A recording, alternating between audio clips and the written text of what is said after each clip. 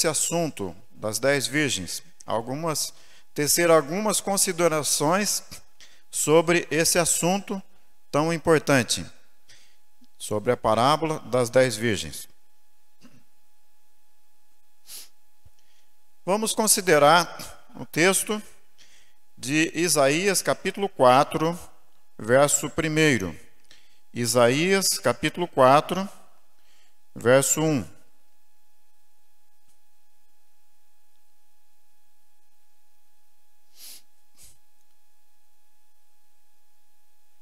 Isaías 4, 1, o que nos diz a palavra do Senhor.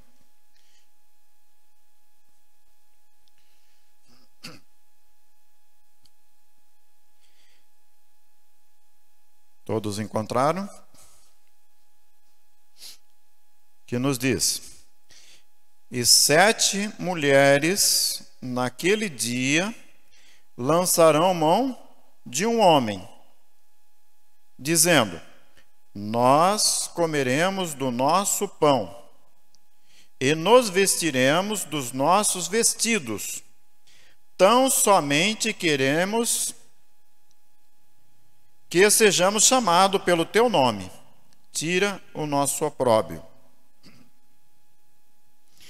Mulher na profecia é símbolo de igreja. Isso está em Apocalipse 12, verso 1 e também o verso 17. Também está no Apocalipse 17, verso 1 também. Os irmãos quiserem aí anotarem para posterior análise. Apocalipse 12, verso 1 e 17, e Apocalipse 17, verso 1 também. Quando a expressão na profecia usa naquele dia, se refere ao dia do Senhor, ou à vinda do Senhor como ladrão. Não a vinda em glória, mas a vinda ao juízo, que é a vinda como ladrão. E pão na profecia é símbolo da palavra de Deus ou da doutrina. Em Jeremias capítulo 15, verso 16, comprova isso. E também em Jó capítulo 6, verso 3. Evangelho de João capítulo 6, verso 3. E em Hebreus capítulo 13, verso 9. Também comprova o significado de pão na profecia. Vestidos. Vestidos são símbolos da justiça de Cristo. Ações ou procedimento que nos reflete a justiça de Cristo. Apocalipse 19, verso 8, que diz que são a justiça dos santos, a vestimenta da justiça dos santos. E também no livro Testemunho, Testemunho para Ministro, na página 17. E do homem, que representa Cristo, elas querem só o nome. Veja bem, 7 mulheres, 7 representa a totalidade. E em Apocalipse, no capítulo 2, verso 3, nós encontramos ali as 7 igrejas, as cartas para as 7 igrejas, que é a era cristã, dos apóstolos até o fim. Então, 7 mulheres significa 7 igrejas. Mulheres são igrejas, 7 períodos, 7 igrejas. E o interessante é analisar, voltando aqui um pouco ainda no slide, o interessante de analisar aqui, de Isaías capítulo 4, notem bem, essas 7 mulheres lançarão mão do homem. O que é lançar mão do homem? Rejeitar o homem. Lançar mão é quando nós temos alguma coisa na mão e jogamos fora, lançamos mão daquilo que temos na mão. E essas 7 mulheres, que simboliza 7 igrejas, 7 períodos ou a totalidade, elas representam aqui a totalidade. Diz aqui que naquele dia, em que dia é esse? dia do juízo, a vinda de Cristo, a vinda como ladrão, não a vinda em glória, porque na vinda em glória já vai estar tudo decidido. A vinda como ladrão à meia-noite. 7 mulheres naquele dia, elas vão lançar mão de um homem. De que maneira? De que maneira elas vão lançar mão do homem? Nós comeremos do nosso próprio pão. Nos vestiremos dos nossos próprios vestidos. Quer dizer, elas não querem a doutrina do homem, desse homem chamado Jesus, do homem que é apontado aqui, Cristo. Elas não querem a doutrina dele. Que doutrina que elas querem? A doutrina própria. Do homem elas não querem a vestimenta, que elas querem se vestir dos seus próprios vestidos. Cristo oferece as vestiduras brancas, que está lá no Apocalipse. Mas elas não querem essa vestidura branca, que é a justiça de Cristo. Elas querem o seu próprio vestido. O que elas querem do homem? Tão somente queremos que sejamos chamados pelo teu nome. Tira o nosso próprio. Assim existem tantas igrejas com nomes bonitos, Assembleia, assim por diante e tal, tantos nomes bonitos que são atribuídos a aquelas igrejas. Mas aqui a palavra de Deus diz que elas querem do homem só o nome. Assim se intitula com o nome.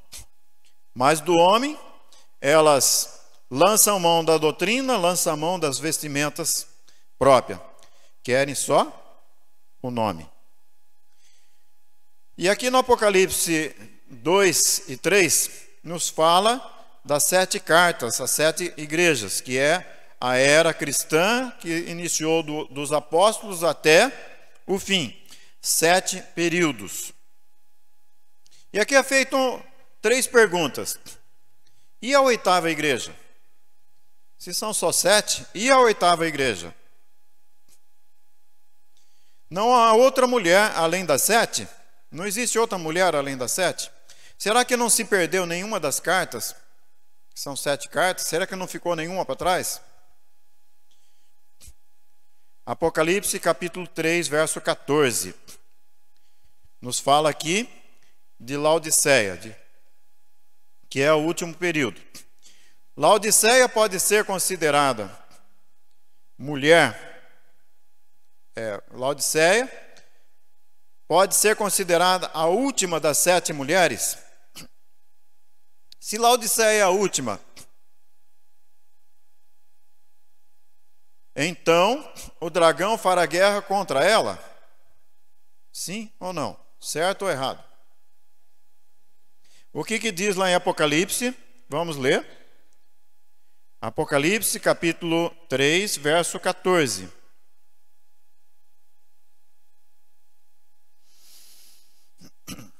Apocalipse 3, 14 diz: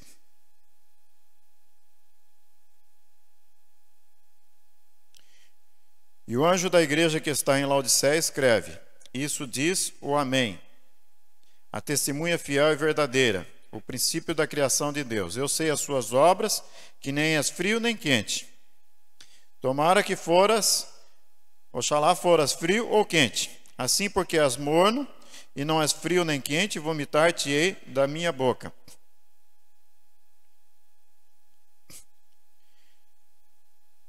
Como dizes, rico sou, estou enriquecido e de nada tem falta. E não sabes que és um desgraçado, miserável, pobre, cego e nu. Aconselho-te que de mim compre ouro provado no fogo para que te enriqueças, e vestiduras brancas para que te vistas, e não apareça a vergonha da tua nudez. E que unjas os teus olhos com o colírio, para que vejas. Eu repreendo e castigo a todos quanto amo. Apocalipse no capítulo 12, Apocalipse 12, verso 17, falando sobre essa mulher, a última. E o dragão irou-se contra a mulher, a igreja do período, a sétima, e foi fazer guerra ao resto da sua semente, os que guardam os mandamentos de Deus e têm o testemunho de Cristo. Contra quem que o dragão vai fazer guerra? É com a mulher? Porque dizem para nós, não existe a oitava igreja, só existe a sétima. A sétima é a última, Laodiceia. Mas contra quem o dragão vai fazer guerra? É contra a mulher? O que o texto diz? Contra o resto da semente da mulher. Quem que é esse resto? Os que guardam os mandamentos de Deus e têm o testemunho de Jesus. Então, o resto da semente da mulher, aqui de Apocalipse 12, verso 17, que é o remanescente, o dragão. Então é contra estes que o dragão vai fazer guerra ou perseguir. Então são 7 mulheres. E a última tem um remanescente. Porque as 7, o que diz lá em Isaías 4? As 7 mulheres naquele dia, o que elas vão fazer naquele dia? Lançar mão de um homem. Que elas vão querer só a doutrina própria, vão querer as vestimentas próprias e do homem querem somente o quê? O nome. Mas este remanescente, eles têm a doutrina de Cristo, têm a justiça de Cristo, que é as vestimentas. Eles fazem a vontade de Cristo. E por isso que o dragão está irado com a descendência da mulher e vai fazer guerra contra ela. Esta descendência. Ele ira com a mulher, mas não é contra a mulher que ele vai fazer guerra. A guerra dele é contra a descendência da mulher, o resto da semente da mulher. É contra esses que o dragão vai fazer guerra. Então são 7 mulheres, mas a última tem um remanescente. Em Mateus capítulo 25, verso 1, nos diz: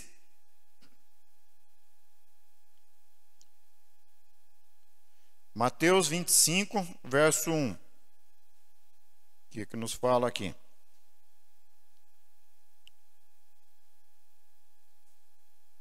Então, o reino dos céus será semelhante a 10 virgens, que tomando as suas lâmpadas, saíram ao encontro do esposo. O que representa virgens? Virgens representa também igreja, mas representa pureza. Então representa a igreja que vive justamente nos últimos dias. Em Parábola de Jesus, no livro Parábola de Jesus, a página 406 nos diz assim: quando Cristo sentado contemplava o grupo que aguardava o esposo, contou aos discípulos a história das 10 virgens, ilustrando pela experiência delas a da igreja que viveria justamente antes de sua segunda vinda. Os 2 grupos de vigia representam as 2 classes que professam estar à espera de seu Senhor. São chamadas virgens porque professam fé pura. Esse professar não é só dizer que tem e não tem. Eles têm uma fé pura. Em Apocalipse capítulo 14, verso 4, nos diz: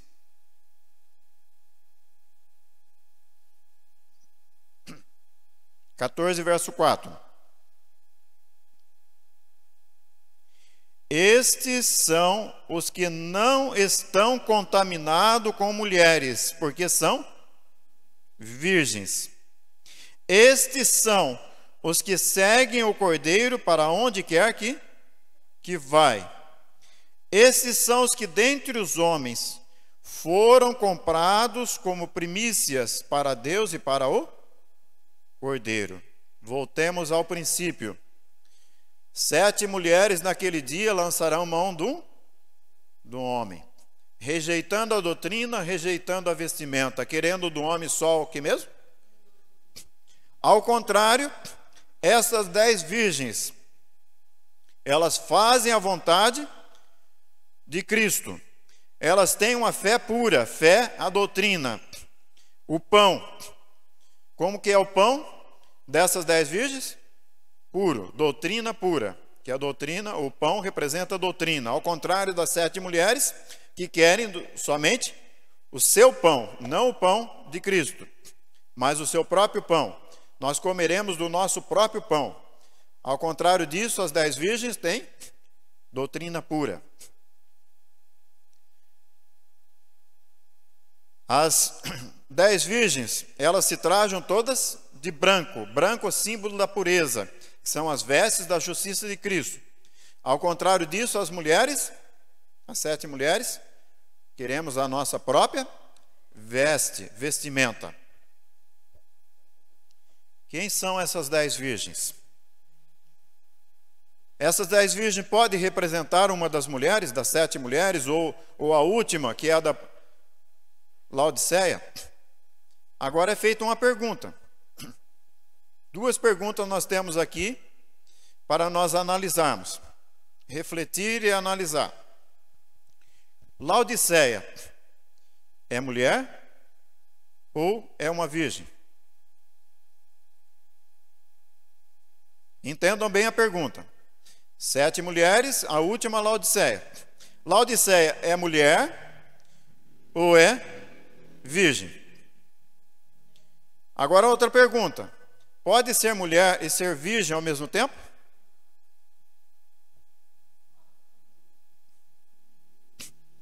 Mateus capítulo 25, verso 6.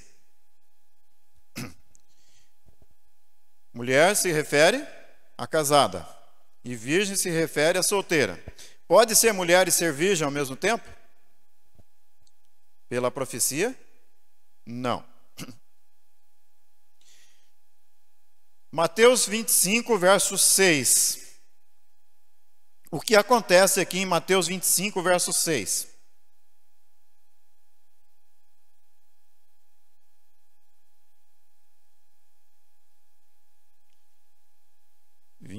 Verso 6, o que nos diz? Que no verso 1 começa a experiência das virgens e vem relatando que 5 eram prudentes, 5 eram loucas. As prudentes levaram azeite em suas vasilhas com as lâmpadas acesas.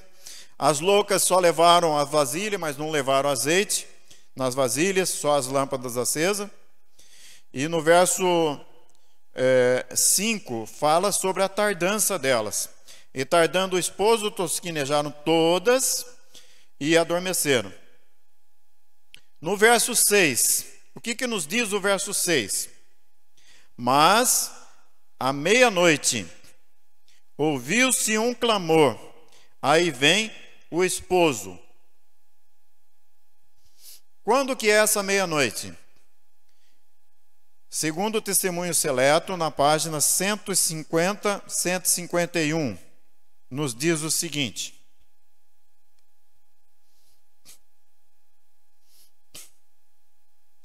por um decreto que visa impor uma instituição papal em contraposição à lei de Deus, a nação americana se divorciará por completo dos princípios da justiça, quando o protestantismo estender os braços através do abismo, a fim de dar uma das mãos ao poder romano e a outra ao espiritismo. E quando, por influência dessa tríplice aliança, protestantismo, espiritismo e catolicismo. Por influência dessa tríplice aliança, a América do Norte foi induzida a repudiar todos os princípios de sua Constituição, que fizeram dela um governo protestante e republicano, e adotar medidas para a propagação dos erros e falsidades do papado. Podemos saber que é chegado o tempo das operações maravilhosas de Satanás e que o fim está próximo. Quando, por influência dessa tríplice aliança, a América do Norte dar uma das mãos ao poder romano e a outra ao espiritismo, e por influência dessa tríplice aliança, a América do Norte impor o decreto dominical, a lei dominical. Diz aqui a continuação da profecia. Podemos saber que é chegado o tempo das operações maravilhosas de Satanás e que o fim está próximo. Veja a continuação que a profetisa nos diz aqui. Como a aproximação dos exércitos romanos foi um sinal para os discípulos da iminente destruição de Jerusalém. Assim, esta apostasia, que apostasia é essa? Decreto dominical, a lei dominical. Assim, esta apostasia será para nós quem? As 10 virgens, o povo de Deus. Será para nós um sinal de que o limite da paciência de Deus está atingido, que as nações encheram a medida da sua iniquidade, e o anjo da graça está a ponto de partir desta terra para não mais tornar. Quando se dá a separação dessa virgem? Quando que se dá a separação? À meia-noite. A meia-noite é o que mesmo? Decreto dominical. Veja o que diz na página 414 do livro Parábola de Jesus.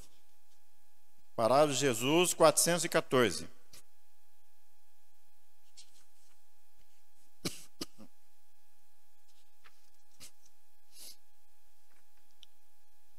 A vinda do esposo foi à meia-noite, a hora mais tenebrosa da história, a hora mais tenebrosa. Assim, a vinda de Cristo será no período mais tenebroso da história desse mundo. Então, quando que é a meia-noite? A hora mais tenebrosa da noite. A hora mais escura, mais tenebrosa da noite. Assim, a vinda de Cristo será no período mais tenebroso da história desse mundo. Na página 412 tem mais um texto que nos diz: numa crise, que crise é essa? Decreto dominical. Numa crise o caráter é revelado. Quando a voz ardorosa proclamou à meia-noite, aí vem o esposo, saí-lhe ao encontro. As virgens adormecidas ergueram-se de sua sonolência. Foi visto quem fizera a preparação para o evento. Ambos os grupos foram tomados de surpresa. Porém, um estava preparado para a emergência e o outro não. Assim, agora, uma calamidade repentina e imprevista, alguma coisa que põe a alma face a face com a morte, mostrará se a fé real nas promessas de Deus. Mostrará se a alma é sustida pela graça. A grande prova final virá no fim do tempo da graça, quando será tarde demais para se suprirem as necessidades da alma. E agora, mediante esses textos, temos aqui algumas perguntas. A saída das virgens é na lei dominical? Na lei dominical é a vinda do esposo? Então as virgens surgem antes da lei dominical? Elas surgem antes ou surgem na lei dominical? Laodiceia é uma mulher ou uma virgem? A pergunta de novo. A saída das virgens é na lei dominical? O que é a lei dominical se a lei dominical é a meia-noite? O que é a lei dominical? É a metade da experiência das virgens. Então elas têm que ter saído antes. Tem que ter acontecido os outros 5 versículos antes. O reino dos céus é semelhante a 10 virgens que, tomando as suas lâmpadas, saíram ao encontro do esposo. A página 406 aqui do livro Parábola diz que representa a igreja que viveria justamente antes da sua segunda vinda. A igreja viveria antes. A experiência delas, essas 10 virgens, teria sua experiência iniciada antes da vinda de Cristo, que é a meia-noite. A meia-noite é quando se dá o clamor da meia-noite, a separação das virgens. A hora mais tenebrosa da história desse mundo. Então elas têm que ter a sua experiência espiritual antes, chegar nesse período de tardança, para quando se der a meia-noite, o clamor da meia-noite se dá ali no decreto dominical, aonde as virgens erguem de sua sonolência e foi vista quem fizer a preparação. Portanto, à meia-noite não tem tempo de se preparar. Quem está preparada entra com o esposo, e quem não está preparado fica do lado de fora. Então as virgens surgem antes do decreto dominical. E fica aqui ainda a pergunta a ser respondida. A Laodiceia é mulher ou uma virgem? Em 1975 e 76, data em que foi compreendido esse assunto, o assunto dessa profecia da parábola das 10 virgens e também da vinda em glória, vinda como ladrão. Porque até então acreditava-se que esta vinda era a vinda em glória, a vinda de Cristo. O reino dos céus é semelhante a 10 virgens que, tomando as suas lâmpadas, saíram ao encontro do esposo. Essa vinda é a vinda como ladrão à meia-noite. E essa luz, ela veio nesse ano de 1975 e 76, quando foi a compreensão clara desta profecia. O reino dos céus é semelhante a 10 virgens que, tomando as suas lâmpadas, o conhecimento da palavra de Deus, saíram ao encontro do esposo, da qual as igrejas rejeitaram essa luz. Vamos fazer uma análise da separação entre essas duas coisas, a vinda em glória e a vinda como ladrão à meia-noite. Mateus capítulo 24, verso 30 e 31 diz: Então aparecerá no céu o sinal do Filho do Homem, e todas as tribos da terra se lamentarão, e verão o Filho do Homem. E ele virá sobre as nuvens com poder e grande glória, com todos os anjos, com o rijo clamor de trombeta. Os anjos ajuntarão os escolhidos. E também vai se dar ali a primeira ressurreição. Quantos vão ver a vinda de Cristo? Todo o olho verá, até mesmo aqueles que o transpassaram. Apocalipse 1, verso 7. Até mesmo os que participaram da morte de Cristo vão ressuscitar um pouco antes para ver Jesus vindo em glória. E vai se dar ali a primeira ressurreição. Apocalipse 20, verso 6. A primeira ressurreição só de justos. E em 1 Tessalonicenses, no capítulo 4, versos 16 e 17, diz que primeiro se dá a ressurreição dos justos, e depois, juntamente com aqueles que permanecerem vivos, serão arrebatados para a nuvem, ao encontro do Senhor nos ares. Esses acontecimentos vão se dar na vinda em glória. Vamos ver a diferença. Observação: a palavra arrebatamento só aparece aqui em 1 Tessalonicenses, que se refere a essa vinda em glória, onde os santos vão ser levantados da terra para a nuvem, aonde está Jesus. Não existe na Bíblia nenhum arrebatamento secreto, conforme algumas crenças, onde vai desaparecer algum e ficar outros.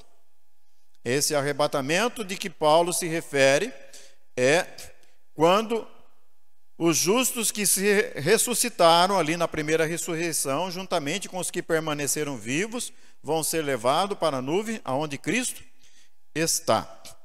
E a vinda como ladrão, como que é? Lucas, no capítulo 7, 17, verso 34 e 36. Vamos analisar essa vinda como ladrão, que nós vamos ver que é a mesma meia-noite lá da parábola das 10 virgens. Naquela noite, estarão dois numa cama. O que diz a profecia? Será levado um e deixado outro. Dois no moinho. Será levado um e deixado outro. Dois num campo. Será levado um e deixado outro. Não quer dizer que é a metade, mas é apenas para nos mostrar que pode ser levado um e deixado o outro. Essa é na vinda como ladrão, porque quando Cristo vier com todos os anjos tocando trombeta, não vai ter ninguém dormindo, porque aquelas trombetas vai estremecer toda a terra. Não vai ter ninguém dormindo. Ninguém em atividade de trabalho.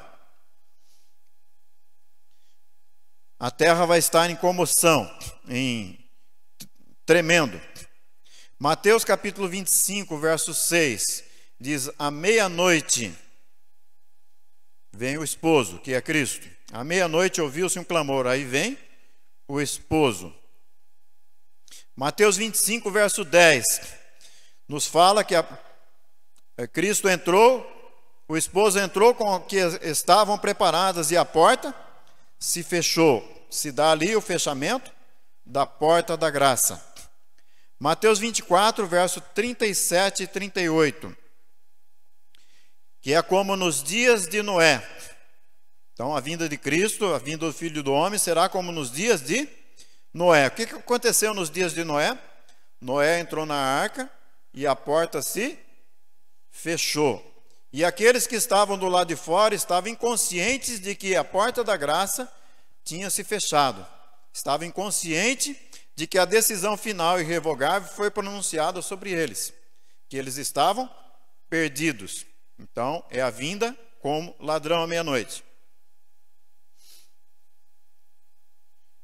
E lá o texto diz: depois que Noé entrou na arca e a porta foi fechada, os ímpios comiam, bebiam, casavam, seguiam a rotina normal de sua vida, sem saber que cessara a oportunidade de salvação. A porta da graça se fechou, que era a porta da arca. E não o perceberam, até que veio o dilúvio e destruiu a todos. Observação: não o perceberam que a porta da graça estava fechada. Assim agora, os perdidos acordam com as pragas, tarde demais. Mateus 24, verso 40 e 44, nos fala: essa é a vinda como ladrão, que é necessário vigiar. Mateus 24, vamos ler aqui. Mateus 24, versos 40 a 44.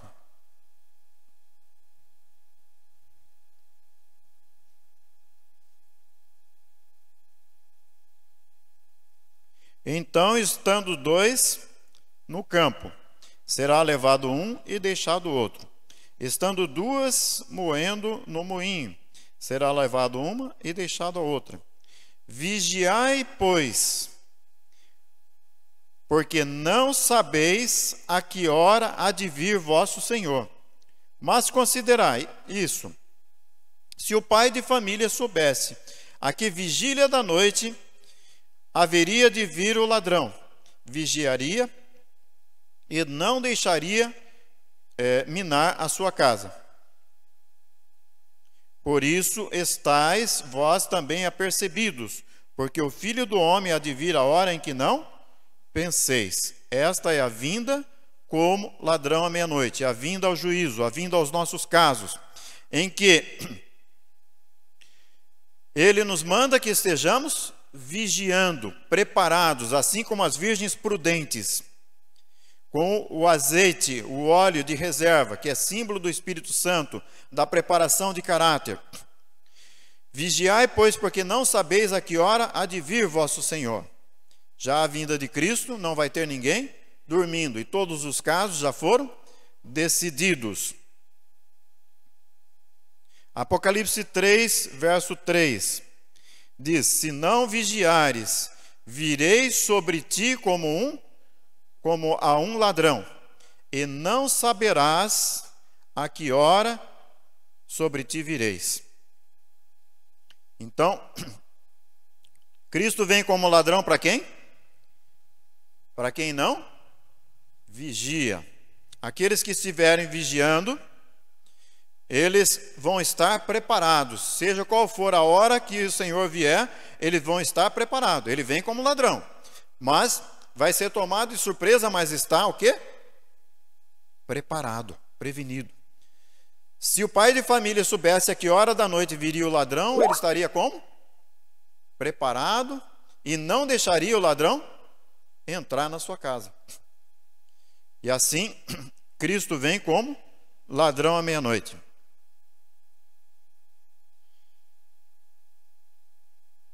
Primeiro, Tessalonicenses, capítulo 5, o verso 4. 1 Tessalonicenses 5, verso 4. Mas vós, irmãos, já não estáis em trevas, para que aquele dia vos surpreenda como ladrão. Por isso que temos que estar preparados. Apocalipse capítulo 3, verso 5 diz: o que vencer, permanecerá o seu nome no livro da vida.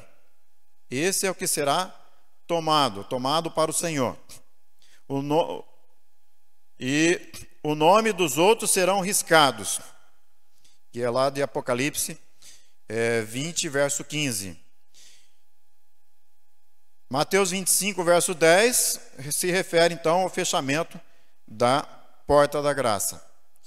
Apocalipse capítulo 21. Apocalipse capítulo 21, verso 2.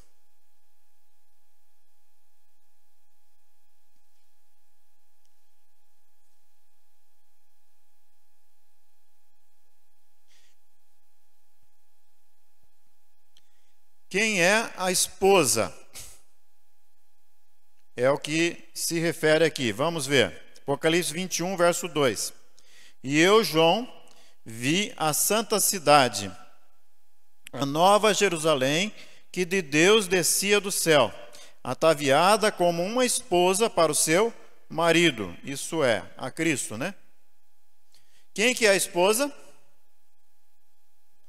A nova Jerusalém. Quando a maioria das igrejas, e mesmo essa sétima igreja, Laodiceia, diz que a esposa é a igreja. Quando aqui na parábola, a esposa é a nova Jerusalém. E a igreja é símbolo do quê? Veja o que nos diz aqui no Grande Conflito, página 426. Vamos ler um pouco antes, Apocalipse 19, versos 7 a 9. Apocalipse 19, 7 a 9. Regozijemo-nos e alegremo-nos e demo-nos glória, porque vindas são as bodas do Cordeiro, e já a esposa se aprontou. E foi-lhe dado que se vestisse de linho fino, porque o linho fino resplandecente, fino, puro e resplandecente, porque o linho fino são a justiça dos santos. Verso 9. E disse-me: escreve, bem-aventurado aqueles que são chamados à ceia das bodas do Cordeiro. E disse-me: estas são as verdadeiras palavras de Deus. E o grande conflito nos esclarece. Claramente, pois, a esposa representa a santa cidade, que é a Nova Jerusalém. E as virgens que saem ao encontro do esposo são símbolos da igreja. Então, esse remanescente que representa as 10 virgens, eles não são a esposa, eles são o que mesmo? Convidados. No Apocalipse diz: bem-aventurados que são convidados à ceia das bodas do Cordeiro. E aqui no grande conflito, 426, diz: claramente, pois. Por que se refere essa palavra claramente? Porque a maioria crê que a igreja é a esposa. E a irmã White está aqui dizendo: claramente, pois, a esposa representa quem? A santa cidade, a Nova Jerusalém.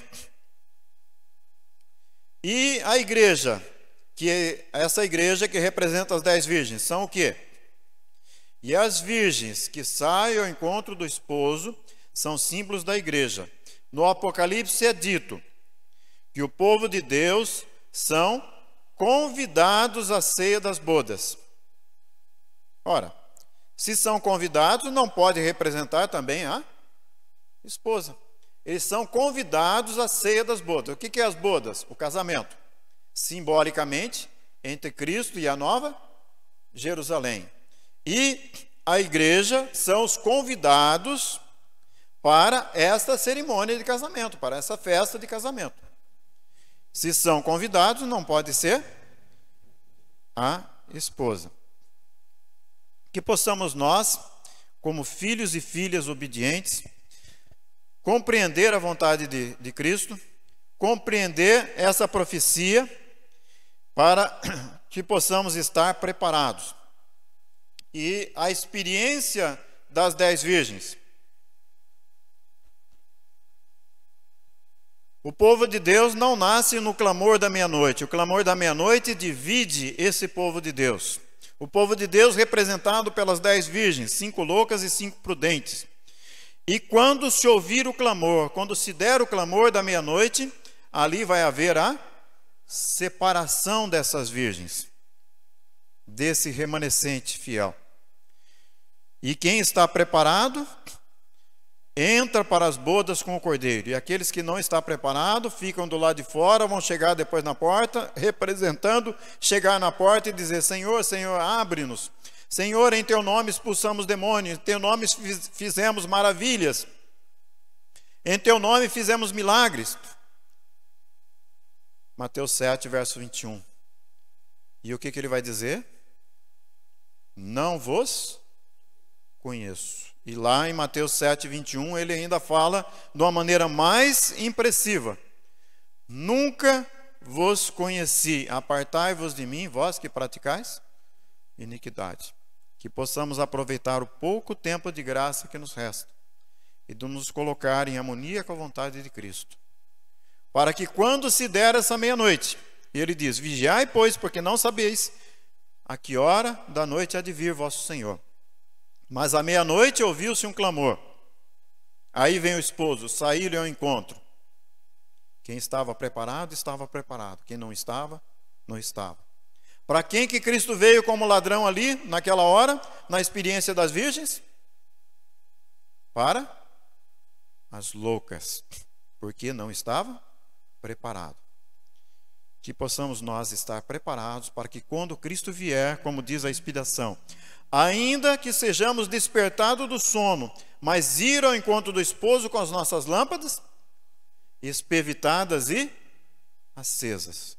Que Deus nos abençoe e nos guarde. Amém.